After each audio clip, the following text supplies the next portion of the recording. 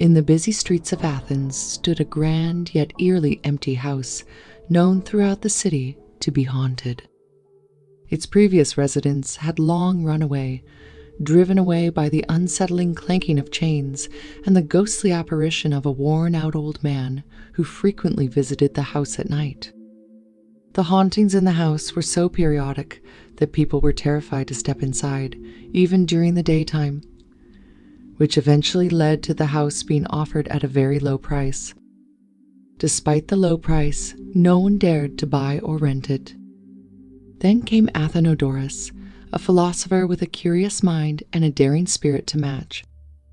When he arrived in town, he was intrigued by the low price of the house and curious about the hauntings that were taking place there.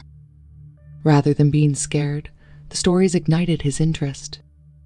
He decided to take the risk and rent the house.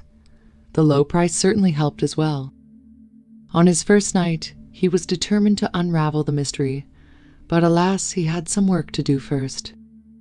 Athenodorus chose to immerse himself in a writing project, focusing all his attention on his work rather than seeking clues about the ghostly encounters. As he became immersed in the task of writing, the unmistakable sound of chains clinking began to fill the room, growing louder and drawing nearer. Still, he remained devoted to his task at hand, and the words continued to flow from his pen. The rattling started to draw closer to Athenodorus until it was right beside him, and finally he looked up. There before him stood the phantom of the old man, signaling for Athenodorus to accompany him. But Athenodorus, unfazed, simply raised his hand and motioned for the ghost to wait. "Hold on a moment," he seemed to say. "Let me finish this page, and I'll be with you shortly."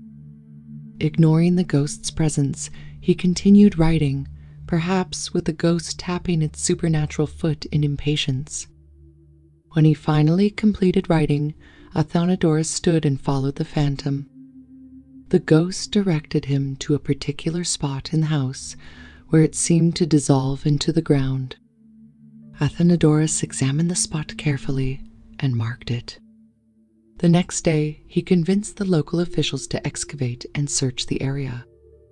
To their surprise, they dug up a skeleton wrapped in chains. The remains were given a proper burial with all due ceremony and respect. From that day onwards, the house was never troubled by the phantom again, thanks to Athenodorus and his intervention. Thanks for watching.